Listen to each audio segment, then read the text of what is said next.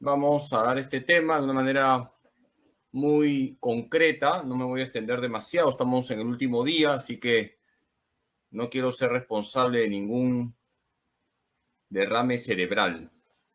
Vamos a dar este tema que es la misericordia en el magisterio pontificio. ¿Y qué significa magisterio pontificio? Estamos hablando de la enseñanza de los papas, y cuando un papa enseña, se trata de una ayuda a vivir nuestra fe. Por lo tanto, vamos a recorrer de una manera muy sintética lo que los últimos papas nos han señalado sobre la misericordia. Hemos tenido la gracia de que los últimos papas, todos ellos, han sido ejemplares, incluso algunos santos. La misericordia en el magisterio pontificio es el tema de esta charla. Vamos a conocer algunas enseñanzas de los últimos papas sobre la misericordia. Empecemos con el primer papa que quisiera abordar y que es el Papa León XIII. Fue papa desde el año 1878 hasta el año 1903. Para aquellos que nunca han visto el rostro de León XIII, aquí está León XIII. León XIII tenía un gran sentido del humor, tenía su chispa, y la gente decía que era un poquito feo. Es costumbre dibujar siempre el rostro de un papa, contratar a un pintor para que dibuje el rostro del papa y quede ya para las siguientes generaciones. Y se contrató a un pintor que no era tan bueno. Imagínense ustedes, un pintor que no era tan bueno y el rostro de León XIII que no era un rostro tan agraciado. Y salió un retrato bien feo. Y cuando León XIII vio ese retrato, vio su cara tan fea, dijo al pintor: ponga abajo Mateo 14:27. ¿Y qué dice Mateo 14:27? Dice así: soy yo, no tengan miedo. León XIII tenía su chispa, era un papa con un gran sentido del humor, y va a ser el papa de la doctrina social de la Iglesia. Es el papa que escribió la primera encíclica social, la Rerum Novarum, en el año 1891, donde ahí indicó que la Iglesia defiende la dignidad de los trabajadores. La Iglesia quiere que se trate con misericordia a los trabajadores. León XIII es el papa que escribió la primera encíclica social, la Rerum Novarum, y abrió camino para los siguientes papas en lo que significa la doctrina social de la Iglesia. La Iglesia defiende la dignidad de los trabajadores. La Iglesia quiere que los trabajadores sean tratados con misericordia. León XIII dijo lo siguiente en la Rerum Novarum: es urgente proveer de la manera oportuna el bien de las personas de condición humilde, pues es la mayoría la que se debate indecorosamente en una situación miserable y calamitosa. En la época de León XIII teníamos la revolución industrial, había una gran explotación como hay ahora, y León XIII con la encíclica Rerum Novarum salió en defensa de los trabajadores. La Iglesia quiere que se trate con misericordia a los trabajadores, que no haya explotación. León XIII va a contribuir a la enseñanza de la Iglesia con la cuestión social. Nosotros no podemos decir que creemos en un Dios misericordioso si no defendemos los derechos de los trabajadores. No se puede permitir que una persona gane un sueldo de hambre o que se quede sin trabajo. Vamos con el siguiente papa, San Pío X. San Pío X fue papa del año 1903 al año 1914. Vamos a ver su rostro. Quizás algunos tienen estampitas de San Pío X porque es un santo. Ahí tenemos a San Pío X. San Pío X es el papa que abrió los agrarios para los niños. Es el papa que permitió que los niños, llegado el uso de razón, pudieran comulgar. Voy a compartirles una anécdota de San Pío X. Una vez una señora inglesa presentó a su hijo a San Pío X para que le diera la bendición. Y la mamá le dice al papa: Su santidad, espero que pronto mi hijito pueda recibir la primera comunión. El papa le preguntó al niño: ¿a quién vas a recibir en la comunión? Y el niño dijo: a Jesucito. Y el papa le dice: ¿y quién es Jesús?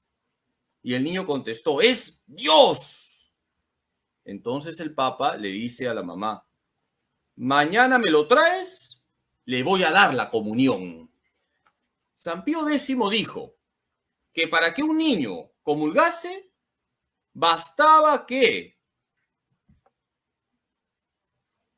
supiera que en la Eucaristía está Jesús. Punto. Si ese niño sabe que en la Eucaristía está Jesús, ya puede comulgar. San Pío X permitió con el decreto Quam Singulari el año 1910 la comunión a los niños a partir del uso de razón. La Iglesia quiere que los niños experimenten lo más pronto la misericordia de Jesús. San Pío X es el papa que abrió los agrarios a los niños. Él quería que los niños pronto experimentaran la misericordia que brota del corazón de Cristo. San Pío X dijo: la edad de la discreción para la comunión es aquella en la cual el niño sepa distinguir el pan eucarístico del pan común y material, de suerte que pueda acercarse devotamente al altar. Para que un niño comulgue, tiene que saber que en la Eucaristía está Jesucristo y que Jesucristo es verdadero Dios, es nuestro Señor. Punto. Y que esté en gracia. Por supuesto que hay que darle una catequesis básica, pero no tiene por qué ser un doctor en teología para recibir la comunión. Esto es muy importante. Hay que facilitar los sacramentos a los niños. San Pío X, cuando dio la autorización para que los niños, llegado el uso de razón, comulgaran, dijo: habrá niños santos. Para que un niño comulgue, tiene que estar en gracia de Dios y saber que en la Eucaristía está Jesucristo. Y que Jesucristo es verdadero Dios y verdadero hombre. Punto. Vamos a Benedicto XV. Papa desde el año 1914 al año 1922. Vamos a conocer su rostro. Quizás no conocen el rostro de Benedicto XV. Ahí está, Benedicto XV. Es el Papa de las misiones. Vayan reteniendo lo que les estoy diciendo. Al final creo que voy a tomar examen. León XIII es el Papa que escribió la primera encíclica social. La Iglesia quiere que se defienda los derechos de los trabajadores. San Pío X, el Papa que permitió a los niños acceder a la Eucaristía. Benedicto XV, el Papa de las misiones. Es el Papa que escribió la primera encíclica sobre las misiones, Maximum Illud, el año 1919. La Iglesia es misionera. La misericordia lleva a evangelizar. Es un acto de misericordia evangelizar. Cuando tú evangelizas, estás proclamando la misericordia de Dios. Estás haciendo que esa persona se encuentre con Jesús. Benedicto XV es el Papa de las misiones, el Papa que impulsó las misiones. Y decía lo siguiente, Benedicto XV: el misionero que llenó de caridad, a ejemplo de Jesucristo, trata de acrecentar el número de los hijos de Dios, aún con los paganos más perdidos, ya que también estos se rescataron con el precio de la misma sangre divina, ha de evitar lo mismo el irritarse ante su agresividad como el dejarse impresionar por la degradación de sus costumbres. sin despreciarlos ni cansarse de ellos, sin tratarlos con dureza ni aspereza, antes bien, ingeniándose con cuantos medios la mansedumbre cristiana pone a su alcance para irlos atrayendo suavemente hacia el regazo de Jesús, su buen pastor. Qué bonitas palabras de Benedicto XV. El misionero tiene que ser misericordioso. El misionero tiene que comunicar un Dios que es misericordia y ser misericordioso. Debe tener paciencia, no debe irritarse cuando evangeliza, tiene que saber soportar los defectos de las personas que evangeliza, etcétera, etcétera. Por lo tanto, Benedicto XV, el Papa de las Misiones. Sigamos. Pío XI, Papa del año 1922 al año 1939. Pío XI muere casi cuando está estallando la Segunda Guerra Mundial. Fue su gran dolor. No pudo detener la guerra, a pesar de que mandó un mensaje de paz. Pío XI va a pasar a la historia por algo que todos nosotros celebramos y lo celebramos con gran solemnidad. Pío XI es el Papa que instituyó la fiesta, la solemnidad de Cristo Rey. Aquí tenemos el rostro de Pío XI. Pío XI es el Papa que va a proclamar con fuerza la realeza de Cristo. Escribió la encíclica Quam Primas el año 1925, en la que instituyó la fiesta de Cristo Rey. Solo si dejamos que Cristo misericordioso reine, habrá paz en el mundo. El año 1925, con la encíclica Quam Primas, Pío XI instituyó en toda la iglesia la fiesta de Cristo Rey. Y remarcó que solamente va a haber paz en el mundo si Cristo reina en el mundo. Queremos que haya paz, que Cristo reine en tu corazón, que Cristo reine en tu casa, que Cristo reine en tu familia, que Cristo reine en la sociedad, que Cristo reine en el mundo. Pío XI es el Papa de la realeza de Cristo. Nosotros celebramos la solemnidad de Cristo Rey y con esa solemnidad estamos ya terminando el año litúrgico. Decía Pío XI, haga el Señor, venerables hermanos, que todos cuantos se hallan fuera de su reino deseen y reciban el suave yugo de Cristo, que todos cuantos por su misericordia somos ya sus súbditos, llevemos este yugo no de mala gana, sino con gusto, con amor y santidad, y que nuestra vida, conformada siempre a las leyes del reino divino, sea rica en hermosos y abundantes frutos. Pío XI es el Papa que va a proclamar la realeza de Cristo. Hay que estar bajo el suave yugo de Cristo y hay que hacer que la gente esté bajo el reinado de Cristo y que formemos parte de ese reino de verdad, de paz, de justicia y de amor. Por lo tanto, Pío XI nos lleva a Cristo Rey. Como se dan cuenta, cada papa aporta algo al tema de la misericordia. Si queremos que haya paz en el mundo, que Cristo misericordioso reine en el mundo. Vamos con Pío XII, del año 1939 al año 1958. Pío XII, ahí tenemos,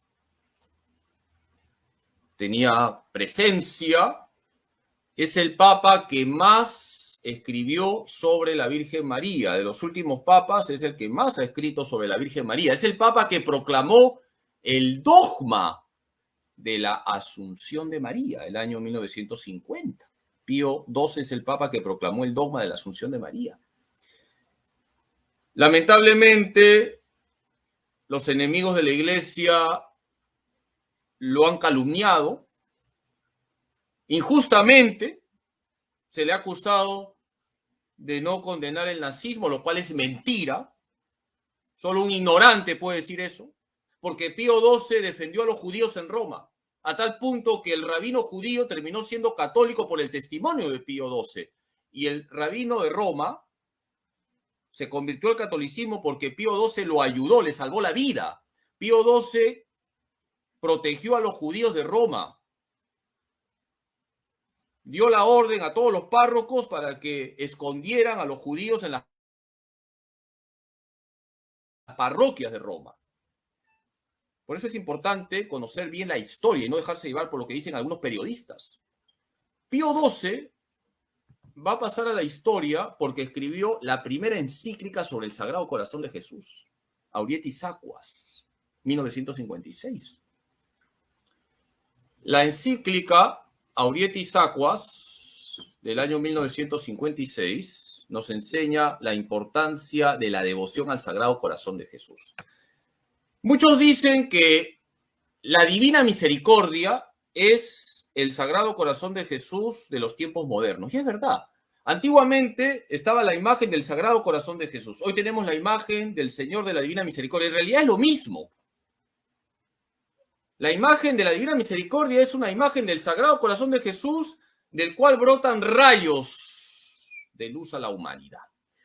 Pío XII decía que la devoción al Sagrado Corazón de Jesús consiste sobre todo en contemplar su amor por los hombres e imitar sus sentimientos. Hay que tener los sentimientos de Cristo Jesús. Quien tiene devoción al Sagrado Corazón de Jesús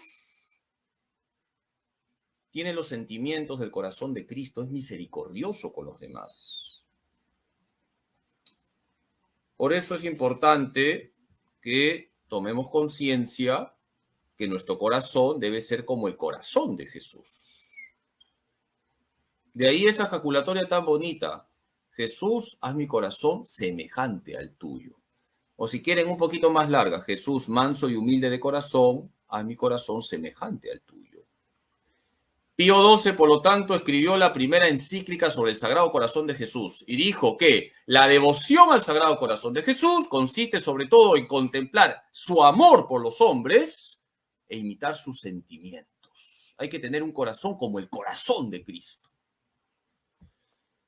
Con el ardiente deseo de poner una firme muralla contra las impías maquinaciones de los enemigos de Dios y de la Iglesia, y también hacer que las familias y las naciones vuelvan a caminar por la senda del amor a Dios y al prójimo, no dudamos en proponer la devoción al Sagrado Corazón de Jesús como escuela eficacísima de caridad divina en la que se ha de fundar, como en el más sólido fundamento, aquel reino de Dios que urge establecer en las almas de los individuos, en la sociedad familiar y en las naciones. Son palabras de Pío XII en la encíclica Aurietis Aquas, que habla de la devoción al Sagrado Corazón de Jesús. Todos tenemos que tener una gran devoción al Sagrado Corazón de Jesús. Pío XII, por lo tanto, nos conecta con el corazón de Jesús.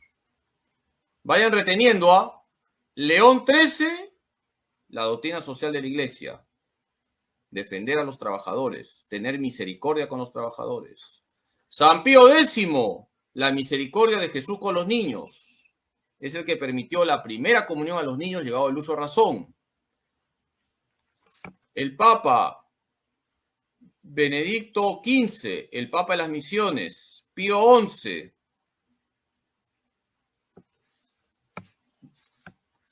Es el Papa de la Realeza de Cristo. Pío XII, el Papa del Sagrado Corazón de Jesús.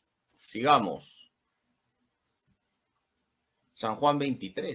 Creo que sí todos conocen el rostro de San Juan XXIII, el Papa bueno, gordito, bonachón, como todos los gorditos, bonachón, buena gente, de buen humor, con su chispa. Fue nuncio en París, trabajó como nuncio en París y dice que se encontró una vez con el jefe del Partido Comunista de Francia y lo saludó muy efusivamente y le dijo, somos del mismo partido. ¿Cómo que somos del mismo partido? Usted es cura, yo soy comunista, soy ateo. Somos del mismo partido, le dijo, porque luego somos gordos, somos del partido de los gordos. Tenía siempre su chispa, San Juan XXIII. San Juan XXIII convocó el Concilio Vaticano II de 1962 a 1965 con el deseo de que la Iglesia se acerque mejor al hombre de hoy. Su encíclica Mater et Magistra de 1961 enseña que la Iglesia es madre y maestra. Mater et Magistra, madre y maestra. Y la Iglesia, que es madre y maestra, quiere acompañar al hombre con el remedio de la misericordia. Otra vez sale el tema de la misericordia.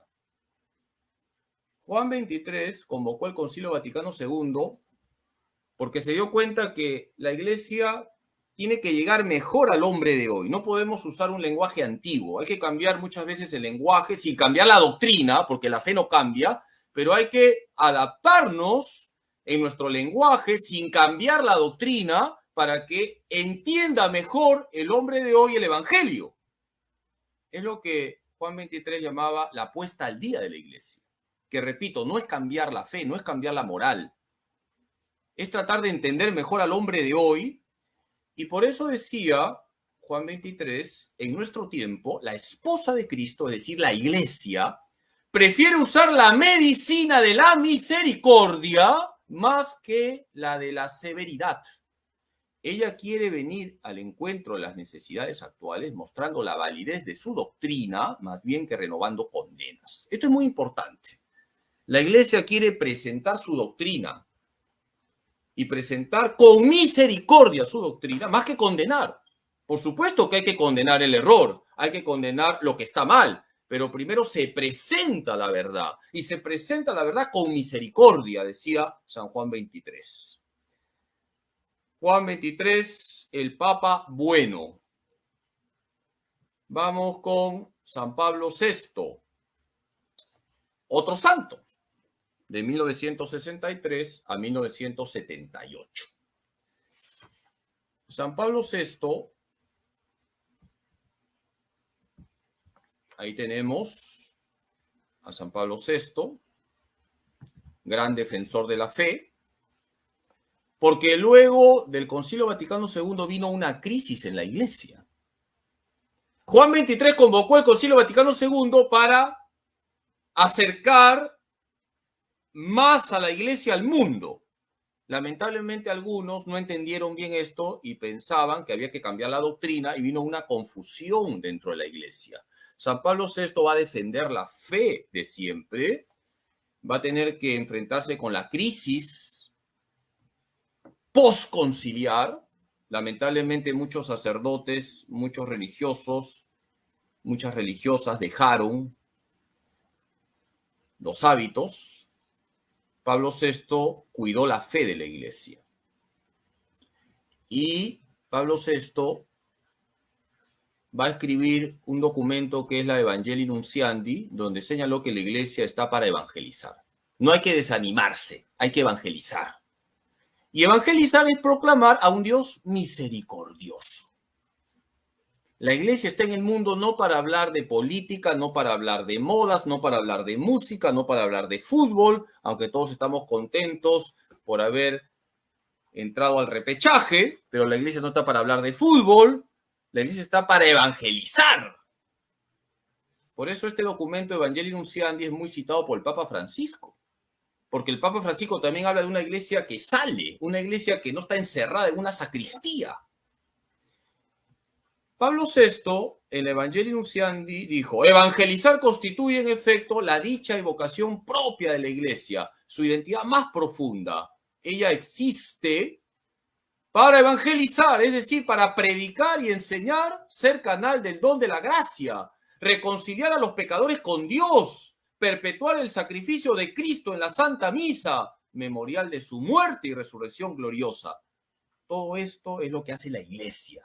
Para eso está la Iglesia, para evangelizar, para predicar, para enseñar, para llevar la gracia a los hombres, para reconciliar a los hombres con Dios, para celebrar la Santa Misa, que es lo máximo. Para eso está la Iglesia en el mundo. En definitiva, para proclamar a un Dios misericordioso. Vamos con Juan Pablo I, que no duró mucho. no duró mucho, pero dejó una gran huella. Les recomiendo que vean la película La Sonrisa de Dios. Muy bonita. Vean la película La Sonrisa de Dios. Juan Pablo I es el Papa de la sonrisa. Siempre aparecía sonriendo. Es el Papa de la sonrisa. Y tiene un libro muy bonito. Si tienen tiempo, lean el libro Ilustrísimos Señores. Es un libro que él escribió cuando fue obispo de Venecia, donde va contando anécdotas graciosas para llevar el evangelio a los más sencillos. Juan Pablo I se caracterizó porque su prédica era muy sencilla, inclusive muy cercano con la gente. Hay videos donde se le ve con los niños, etcétera. No tuvo mucho tiempo, creo que 33 días duró su pontificado.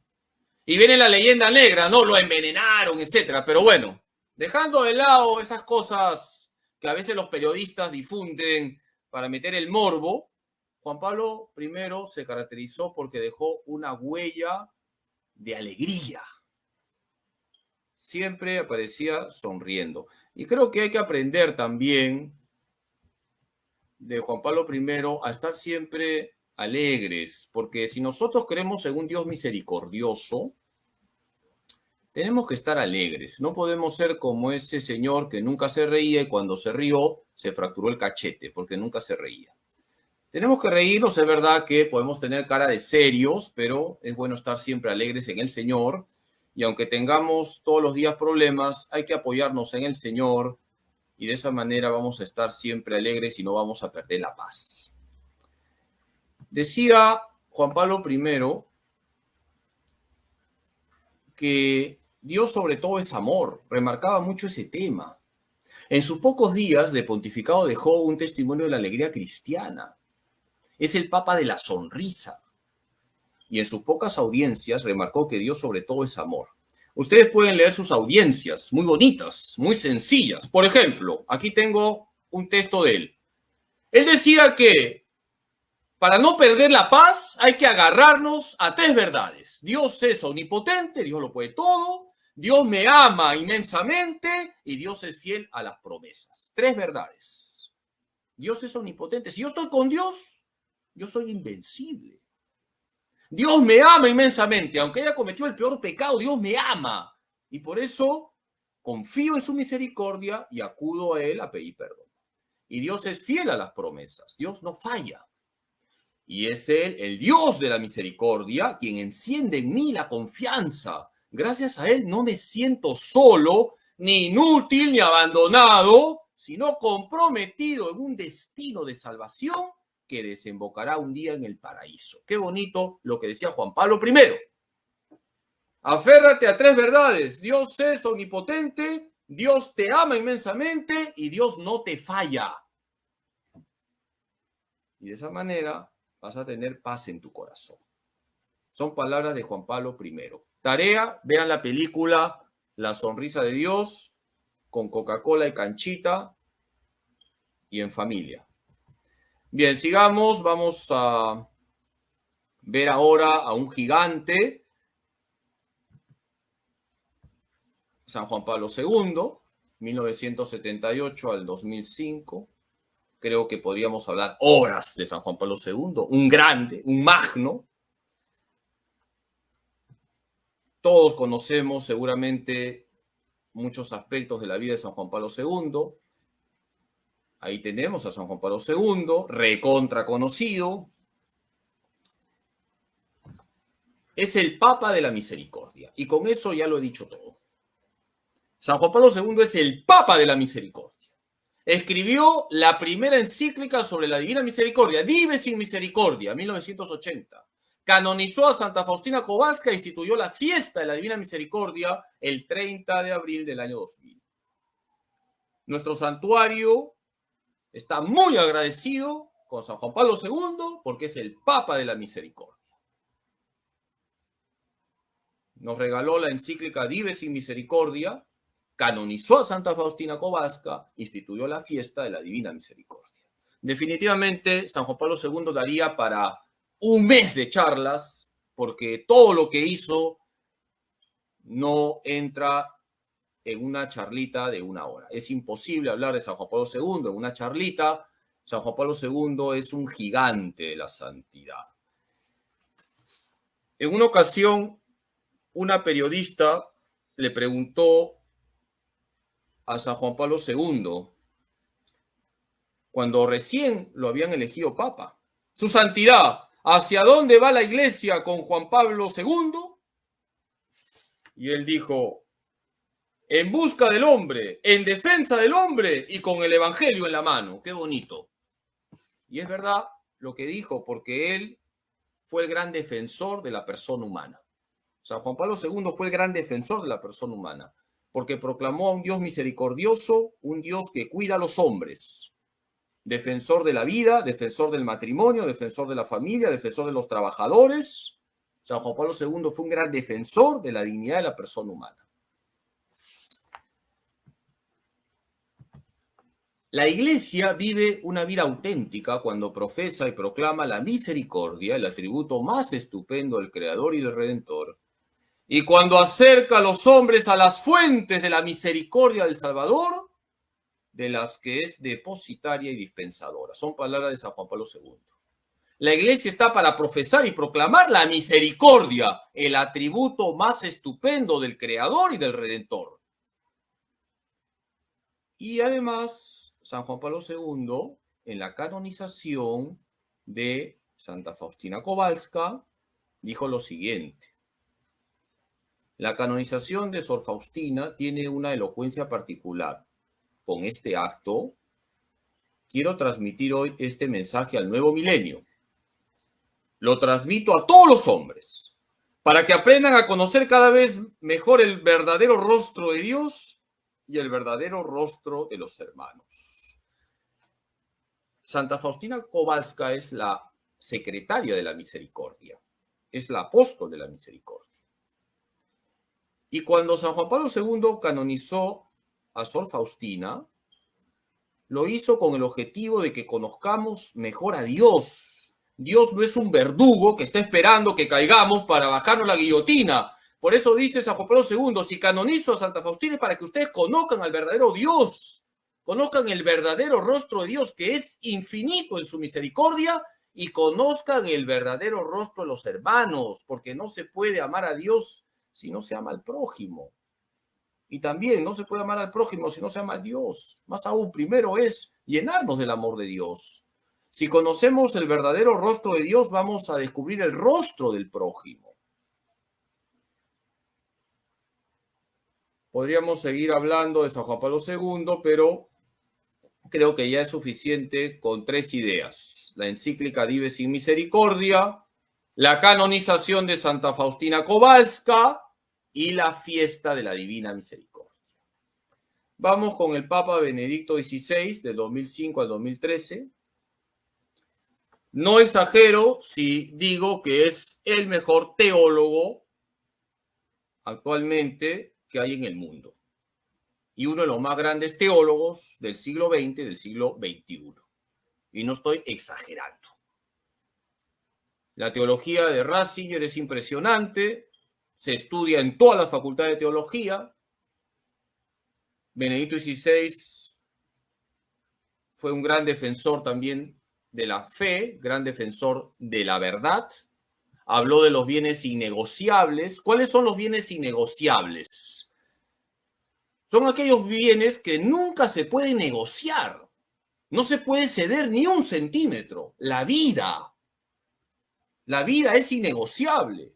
El matrimonio entre varón y mujer es innegociable. La familia es innegociable. Los derechos de los padres de familia son innegociables. Los derechos de los trabajadores son innegociables.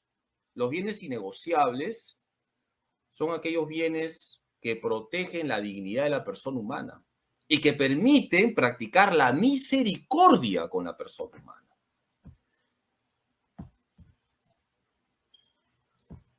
Todos conocemos el rostro de Benedicto XVI. Benedicto XVI escribió la encíclica Deus caritas est, Dios es amor.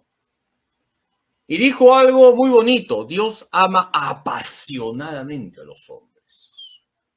Les estoy resumiendo la encíclica. Ya si ustedes quieren leerla en una noche de insomnio, la leen. Deus caritas est es la encíclica programática de Benedicto XVI. Y dice que Dios ama con pasión a los hombres. Dios ama con pasión. El amor apasionado de Dios por su pueblo, por el hombre, es a la vez un amor que perdona. Un amor tan grande que pone a Dios contra sí mismo, su amor contra su justicia. El cristiano ve perfilarse ya en esto veladamente el misterio de la cruz. Dios ama tanto al hombre que, haciéndose hombre él mismo, lo acompaña incluso en la muerte y de este modo reconcilia la justicia y el amor. Benedicto XVI. Fíjense, Dios ama apasionadamente a los hombres, a tal punto que se hace hombre y muere por los hombres y reconcilia la justicia y el amor. En Dios se une la justicia y el amor. Ayer se le preguntaba a la Madre Carmen el tema de cómo conciliar la justicia y el amor. En Dios se une la justicia y el amor. Benedicto XVI definitivamente es un teólogo muy profundo y nos ha dejado esta encíclica para hablarnos del amor apasionado de Dios por los hombres. Para aquellos que les gusta el fútbol, a mí me gusta poner este ejemplo. Seguramente aquellos que siguen los partidos de fútbol escuchan esta expresión: ese futbolista es un pecho frío. ¿Qué pasa cuando un locutor, un narrador de un partido dice ese futbolista es un pecho frío? Significa que ese futbolista no le pone pasión a la jugada, es frío, es apático, no suda la camiseta. Pues Dios no es un pecho frío. Dios no es un pecho frío. Dios ama con pasión. El amor de Dios es apasionado. Dios vibra de amor por los hombres y los santos han sido apasionados. Los santos han amado con locura a Dios. Así hay que amar a Dios, con locura. Los santos han amado con locura a Dios. Me estoy acordando de lo que se dice de un chico. Se dice de este chico que ama con locura a Pepita y Pepita ama con locura a Pepe. ¿Por qué? Porque se conocieron en el manicomio, ¿no? Por eso se aman locamente, ¿no? El amor tiene algo de locura. El amor es apasionado para que sea verdaderamente amor. Y Dios ama con pasión. Así ama Dios, con pasión. Bueno, terminemos con el Papa Francisco. Con esto ya terminamos. Bueno, también podríamos hablar horas del Papa Francisco. El Papa Francisco convocó el Año de la Misericordia, nos regaló el Año de la Misericordia. Aquí en el santuario está la Puerta de la Misericordia. Y el Papa nos escribió dos textos preciosos, Misericordiae Vultus, 2015, y Misericordia et Misera, 2016. Donde nos enfatiza que Dios primerea, es una frase muy del Papa Francisco, y somos misericordiados por Dios, otra frase muy del Papa Francisco, y la misericordia es la viga maestra de la Iglesia. Tres ideas: Dios primerea, en tu vida Dios primerea, Dios es el que toma la iniciativa, somos misericordiados por Dios, déjate misericordiar por Dios, déjate apapachar por Dios. No seas chúcaro, déjate misericordiar por Dios. Y dice el Papa que la misericordia es la viga maestra de la Iglesia. Es decir, todo lo que hace la Iglesia debe estar marcado por la misericordia. Todo lo que hace la Iglesia debe estar marcado por la misericordia. Siempre tenemos necesidad de contemplar el misterio de la misericordia. Es fuente de alegría, de serenidad y de paz. Es condición para nuestra salvación. Qué bonito lo que dice el Papa Francisco. Siempre tenemos necesidad de contemplar el misterio de la misericordia. Todos queremos misericordia. Todos queremos misericordia. Yo me acuerdo cuando enseñaba en la Facultad de Teología, llegaban los exámenes y los alumnos, Padrecito, sea misericordioso. Todos queremos misericordia, todos. No queremos severidad, queremos misericordia. Misericordia es la palabra que revela el misterio de la Santísima Trinidad. Misericordia es el acto último y supremo con el cual Dios viene a nuestro encuentro. Misericordia es la ley fundamental que habita en el corazón de cada persona cuando mira con ojos sinceros al hermano que encuentra en el camino de la vida. Misericordia es la vía que une Dios y el hombre, porque abre el corazón a la esperanza de ser amados para siempre, no obstante el límite de nuestro pecado. Son palabras del Papa Francisco. La misericordia da sentido a todo. Dios es misericordioso, por eso nunca debemos desconfiar de su perdón. Y si Dios es misericordioso conmigo, yo tengo que ser misericordioso con los demás. Y en ese circuito de amor todo va cambiando. Yo recibo la misericordia de Dios y yo practico esa misericordia, esa experiencia que tengo con Dios de sentirme perdonado con los demás. Si Dios me perdona, yo perdono. Si Dios tiene paciencia conmigo, yo tengo paciencia con los demás. Si Dios nunca corta el diálogo conmigo, yo no tengo por qué cortar el diálogo con los demás. Y de esa manera vamos cambiando el ambiente cuando derramamos misericordia, porque hemos sido misericordiados por Dios. Muy bien, pues vamos a terminar con un repaso. Recordar es volver a vivir. León XIII, el Papa de la doctrina social. Misericordia para con los trabajadores. San Pío X, el Papa que abrió los agrarios a los niños. Misericordia con los niños. Benedicto XV, el Papa de las misiones. La Iglesia, por misericordia, hace misiones para sacar de la ignorancia a la gente. Pío XI, el Papa de la realeza de Cristo. Cristo misericordioso quiere reinar en todo el mundo. Pío XII, el Papa del Sagrado Corazón de Jesús. La devoción al Sagrado Corazón de Jesús, para que sea auténtica, me tiene que llevar a tener los mismos sentimientos de Cristo, a tener un corazón misericordioso. San Juan XXIII, la Iglesia es madre y maestra. La Iglesia quiere llevar el remedio de la misericordia a todo el mundo. San Pablo VI, la Iglesia está para evangelizar, para proclamar a un Dios misericordioso. Juan Pablo I, el Papa de la sonrisa, el Papa de la alegría. No se olviden que una obra de misericordia es alegrar la vida a los demás. Alegrar al triste es una obra de misericordia.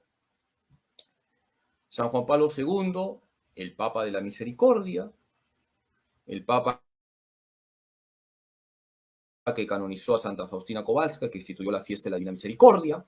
Benedicto XVI, el Papa que nos habló de un Dios que ama con pasión, que ama apasionadamente a los hombres. Y el Papa Francisco nos dice que Dios primerea, que debemos dejarnos misericordiar por Dios y que la misericordia marca toda la vida de la Iglesia. Muy bien, pues por misericordia ya no quiero seguir aburriéndoles, así que ahí lo dejo. Ahí está la tablita con los papas y los documentos que les he mostrado. Y sobre todo a vivir pues todo esto que hemos escuchado, a proclamar a los demás que creemos en un Dios misericordioso y que nuestra propia vida sea una catequesis de misericordia, porque vamos a practicar las obras de misericordia. Amén, así será, Padre. Nos toca practicar entonces todo lo que hemos aprendido esta semana y más todavía. Entonces, que nuestro objetivo terminando este primer Congreso Internacional de la Misericordia es dar a conocer los frutos. ¿No es cierto, Padre? Así es. Queremos invitar a todos nuestros hermanos, por favor, si tienen alguna pregunta, si por ahí ha quedado alguna duda de lo que el Padre Carlos ha explicado el día de hoy. Yo quiero compartir, Padre, este mensaje. Buenas noches, Padre. El nombre del libro del Papa de la Sonrisa, papá. Se llama Ilustrísimos Señores, ¿ya? Es un ¿Dónde? libro muy ameno, Ilustrísimos Señores, de Juan Pablo I, que lo escribió siendo patriarca de Venecia, obispo de Venecia, y recoge algunas catequesis que él daba, donde ponía ejemplos y cómo iba explicando pues a la gente de manera sencilla las verdades de la fe. Se llama Ilustrísimos Señores. Bueno, creo que debe estar ya colgado en internet. Ahora todo está colgado en internet, ¿no? Ya el santo que busca todos en Google inmediatamente resuelve la duda, ¿no? Sin duda. Ahora, padre, ¿por qué si ya tenemos la devoción al Sagrado Corazón de Jesús, el mismo Jesucristo le pide a Santa Faustina que se dé a conocer una nueva o una diferente devoción a través de la misericordia? Buena pregunta. Lo que pasa es que Jesús va recordando aspectos que se van olvidando, ¿no? Porque en realidad todo está en el Evangelio, ¿ah? Las revelaciones privadas, la revelación al Sagrado Corazón de Jesús, la revelación de lo que significa la Divina Misericordia, no van a añadir nada a lo que ya está en el Evangelio. Eso lo dice la Iglesia, está en el Catecismo. Cuando Jesús se aparece a Santa Margarita María de Alacoque y le muestra su corazón, Jesús está actualizando el Evangelio, porque Jesús en el Evangelio dice, aprendan de mí que soy manso y humilde de corazón. Entonces es un recordar lo que hace Jesús con Santa Margarita María de Alacoque, que tengan devoción a mi corazón, un corazón que está dolido por los pecados, le dice a Santa Margarita María de Alacoque. Y luego a Santa Faustina Kowalska también, en cierta manera, es mostrar el corazón, pero con rayos de luz, ¿no? Que muestran la sangre y el agua, los sacramentos, ¿no? Y sobre todo enfatizar cómo la misericordia es lo que detiene el pecado. La misericordia es el límite al mal. Podemos decir que esta es una idea muy importante en las revelaciones a Santa Faustina Kowalska. Y de hecho San Juan Pablo II lo decía, la solución a los problemas del mundo está en que vamos a tener que ir a la misericordia de Dios. Tenemos que conducirnos a las fuentes de la misericordia. Ahí está la solución, en arrepentirnos de nuestros pecados, en convertirnos de verdad, en cambiar de vida, porque creemos en un Dios que nos perdona y que nos renueva interiormente. Bien, tenemos otra pregunta. ¿Un consagrado al corazón de Jesús también es un consagrado al Señor de la Divina Misericordia? En realidad, todo bautizado ya está consagrado, ¿no? Esto es bueno remarcarlo. Todo bautizado está ya consagrado. La consagración con mayúscula es la consagración bautismal, ¿ya? Todo bautizado está consagrado a Jesús, a la Virgen, pero uno ya, conforme va creciendo y va aprendiendo cosas, renueva esa consagración bautismal al Sagrado Corazón de Jesús y, por supuesto, ya implícitamente al Señor de la Divina Misericordia, porque es el mismo Jesucristo, ¿ya? Es el mismo Jesucristo. No son dos Jesuses, no, hay un solo Jesucristo y el corazón de Jesús es uno solo. Entonces, lo que yo les pediría, ¿no? Para que no se hagan tantas bolas con esto de que estoy consagrado al corazón de Jesús, consagrado de misericordia, es vivir correctamente nuestra consagración bautismal.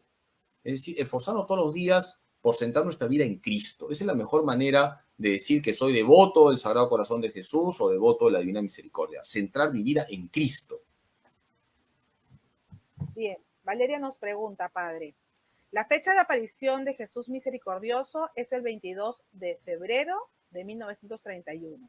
¿Tiene que ver con la enseñanza pontificia? ¿Qué relación hay? A ver, el tema de las revelaciones privadas no entran dentro de las enseñanzas pontificias, ¿ya?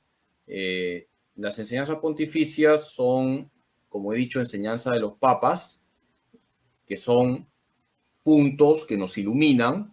Y evidentemente, pues un papa puede reconocer una revelación privada, ¿ya? Y en este caso concreto, San Juan Pablo II, al canonizar a Santa Faustina, reconoció las apariciones, pero todo lo que dice el diario no es enseñanza pontificia, ¿no? Aunque se recomienda leer el diario y se recomienda meditar en lo que dice el diario, todo lo que dice el diario de Santa Faustina no es una enseñanza pontificia, pero sí se recomienda leer el diario de Santa Faustina. Entonces es importante distinguir lo que es una enseñanza pontificia, que están en las encíclicas, les he mencionado varias encíclicas o en otros documentos de los papas, de los escritos donde hay revelaciones privadas, que se recomienda leer si son aprobadas por la iglesia. De acuerdo. Padre Carlos, ¿todo pecado es acogido por la misericordia de Dios? ¿Qué pecado podría escapar a la misericordia de Dios? Ningún pecado, pero sí es bueno aclarar que cuando Jesús dice todo pecado será perdonado menos el que peca contra el Espíritu Santo, Jesús no se está refiriendo a que Dios no perdone a los hombres, sino que hay un caso que es el peor de todo y que es lo que en definitiva lleva al infierno, es cuando la persona no le da la gana de acoger la misericordia de Dios. Entonces el problema no es Dios ahí, el problema es uno. Dios me quiere perdonar. Es como una persona que está en un cuarto y la cortina está cerrada y está la persona a oscuras y hace un sol esplendoroso afuera del cuarto. ¿De quién es la culpa que el cuarto esté a oscuras? De la persona, pues, que se levante y abra la cortina y entrará la luz. Lo mismo pasa en un corazón que se ha cerrado a la infinita misericordia de Dios. Ese es el peor pecado, es el pecado contra el Espíritu Santo. Consiste en convertir mi corazón en una piedra. No me da la gana de arrepentirme, no me da la gana de decir, Jesús, perdóname, no me da la gana de confesarme porque creo que no tengo pecados. Por lo tanto, no es que Dios no perdona, el problema es cuando el hombre no quiere abrir su corazón a la infinita misericordia de Dios. Ese es el peor pecado. Pecadores somos todos y podemos cometer el peor pecado, pero si nos arrepentimos, siempre somos perdonados. El problema es cuando no nos arrepentimos, no nos da la gana de arrepentirnos. Tenemos también que tener misericordia con aquellas personas que están haciendo mucho daño a la humanidad. La misericordia no conoce límites y podemos aplicar muchas obras de misericordia con las personas que actúan mal y hacen mucho daño. Por ejemplo, la oración. La oración es una obra de misericordia. Reza por las personas que están alejadas de Dios y que difunden el mal. Hay que rezar. Ofrecer sacrificios por esas personas. Más que decir, ojalá que ese desgraciado se vaya al infierno y se haga chicharrón, reza por esa persona. Ofrece pequeños sacrificios por esa persona. Si puedes, corrige. Corregir es una obra de misericordia. Dar buenos consejos es una obra de misericordia. Tener paciencia también con las personas que se comportan mal. Hay que tener paciencia, orar, ofrecer sacrificio por esas personas, corregirlas, aconsejarlas y tener paciencia. Entonces, mira cuántas obras de misericordia estoy mencionando. Entonces, la misericordia siempre tiene que estar ahí. En el momento en que no practicamos la misericordia, en ese momento no estamos reflejando a Jesús. Y todos tenemos que reflejar a Jesús. Robert González dice, ¿cuál es la principal misión de un creyente en la misericordia de Jesús? Tener los mismos sentimientos de Cristo Jesús, Filipenses 2.5. Creo que si viviéramos esta cita bíblica todo cambiaría, ¿no? Filipenses 2.5. Hay que tener los mismos sentimientos de Cristo Jesús y con eso ya estoy diciendo bastante, para todos, también para los sacerdotes. Hay que tener los mismos sentimientos de Cristo Jesús. Nuestro corazón tiene que ser como el corazón de Cristo. ¿Y cuántas cosas cambiarían comenzando en nuestra casa? Por eso nos hace mucho bien preguntarnos qué haría Jesús en mi lugar. ¿Qué haría Jesús en mi lugar? Eso nos hace mucho bien. ¿Cómo trataría Jesús a esa persona? ¿Cómo miraría Jesús a esa persona? ¿Cómo le hablaría Jesús a esa persona? De ahí que se habla de que tenemos que cristificar todo nuestro ser, nuestras miradas, nuestras palabras, nuestros gestos, nuestras acciones deben tener la huella de Cristo. Hay que pedirle siempre al Señor que nos dé la gracia de que lo reflejemos con todo nuestro ser. Padre, la última pregunta. ¿Por qué si la iglesia busca promover la misericordia, busca ser una iglesia abierta, no ser una iglesia de sacristía, encontramos a ciertos sacerdotes en parroquias con poca empatía, que a veces incluso nos pueden hasta dar un poquito de miedo, ¿no? El hecho que quizás no tengan paciencia los niños. Esa es una realidad. Bueno, sí, hay que hacer examen de conciencia y yo me aplico esto en primer lugar también, ¿no? También los sacerdotes tenemos que convertirnos todos los días. Recen por los sacerdotes también, recen, y gracias por esa pregunta porque esto me lleva a hacer examen de conciencia. A ver, los sacerdotes vamos a responder al Señor sobre cómo hemos ejercido nuestro ministerio. Y decía don Bosco, lo he dicho muchas veces, lo vuelvo a decir, algo muy fuerte. Don Bosco decía, un sacerdote nunca se va solo ni al cielo ni al infierno. Colgada de su sotana se lleva miles de almas. Si ha sido un buen sacerdote, se lleva miles de almas al cielo. Si ha sido escandaloso, si no ha sido un buen sacerdote, si ha tenido doble vida, también conduce a las almas al abismo. Entonces, recen para que los sacerdotes reflejemos a Cristo, reflejemos a Jesús el buen pastor. También los sacerdotes son de barro, son de carne y hueso, y es bueno corregir a los sacerdotes, es bueno aconsejarles, es bueno comprenderles también, ¿no? Hay que comprender también a los sacerdotes porque no somos Superman, ¿no? También uno se cansa, no somos de acero, lo cual no justifica, pues, que a veces nos falte paciencia o estemos un poquito así con la cara seria, aunque mi cara es seria por naturaleza, pues soy bromista, pero bueno, voy a tratar de esforzarme por reír un poquito más, pero está bien que hagan esas preguntas porque yo me hago examen de conciencia. No es una pregunta, padre, directa para usted, o sea... Sí, ya lo sé, pero lo asumo, lo asumo porque fácil es decir, ¿no? No es para mí y pensar en alguien, ¿no? Pero de todas maneras esa pregunta es para todos los sacerdotes, ¿ah? No es que me dé por aludido, ¿no? Pero también me la asumo, digo, ¿no? Pero suele pasar sobre todo en sacerdotes muy mayores también, ¿no? Sí, pero también yo escuché una vez lo siguiente, ¿ah? Yo escuché una vez, y es verdad lo que es por los sacerdotes que he conocido. Los sacerdotes jovencitos parecen santos, pero no lo son.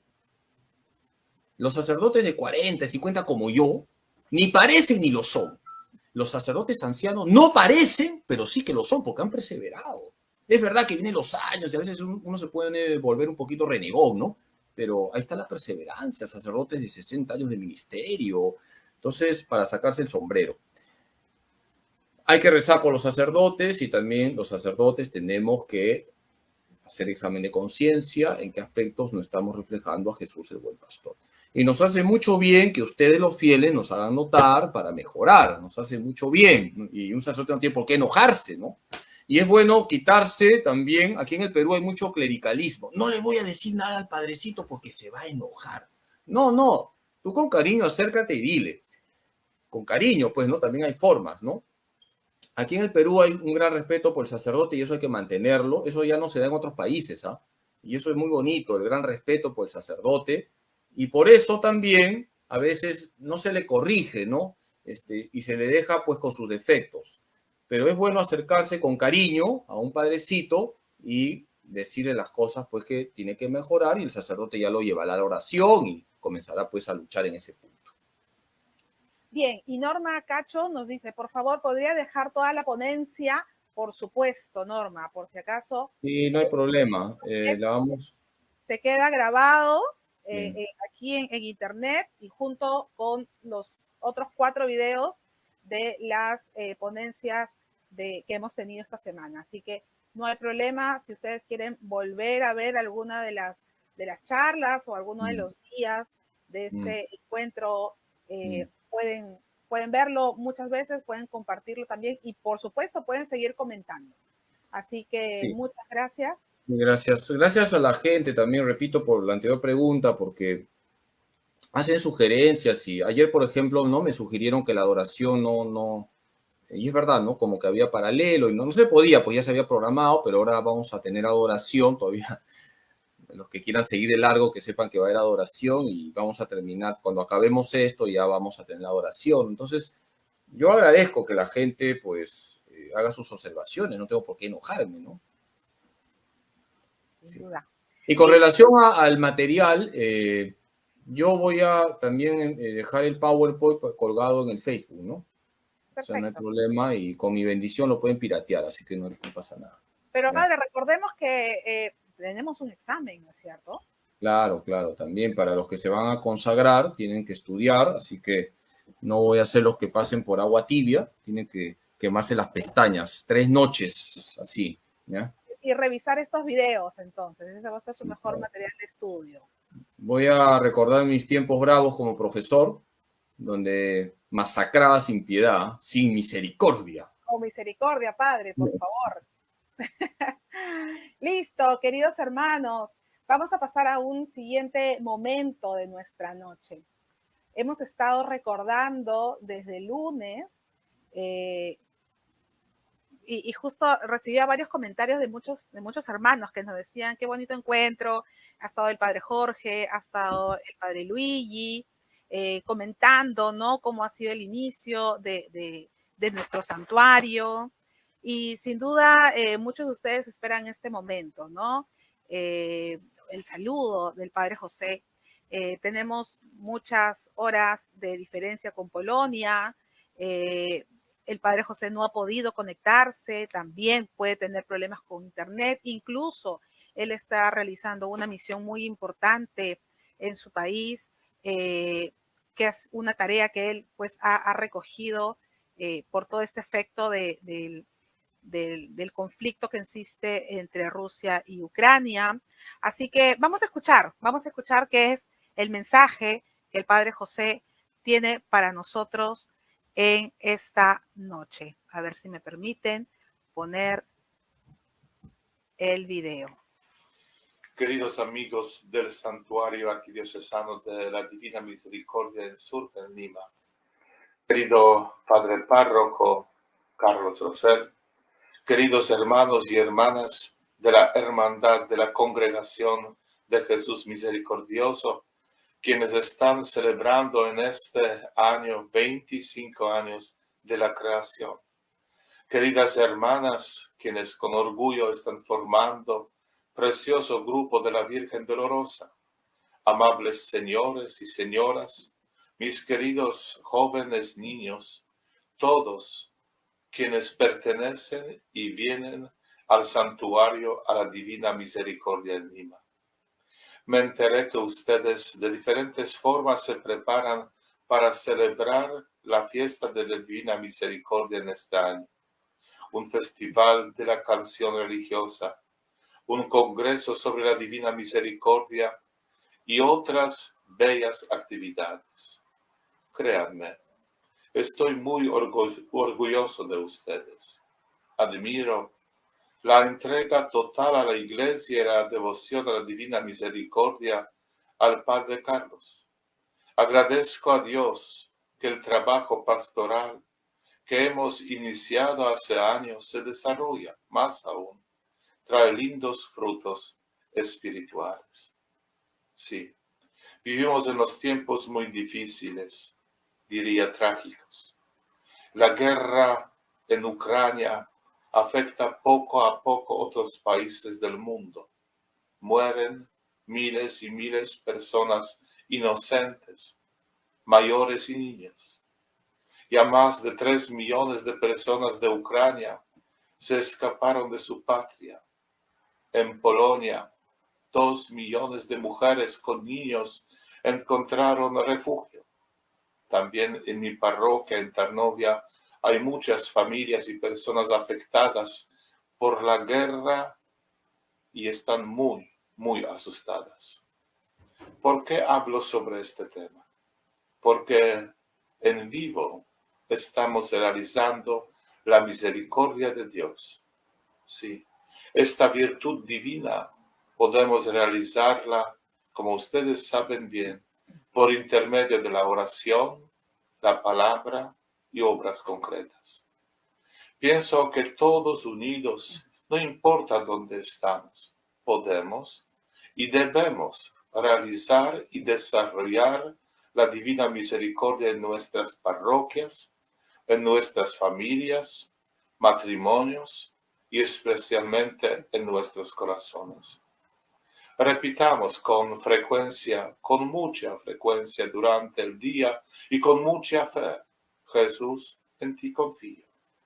Creo que Cristo misericordioso no nos abandonará, que la Virgen María, Madre de Jesús y nuestra Madre, estará con nosotros en nuestros momentos de tristeza y de alegría, que será para toda la humanidad Madre del amor y de la esperanza. Queridos amigos, con corazón estoy en estos días, y no solo en estos días, con ustedes, Rezo a Dios por todos los peruanos, por mi segunda patria, por el Perú. Pido a Jesús misericordioso abundantes frutos y bendiciones para todos ustedes. Jesús, en ti confío. Que viva Cristo misericordioso. Que viva la Virgen María. Que viva el santuario del Señor de la Divina Misericordia en Surco. Amigos, gracias por todo.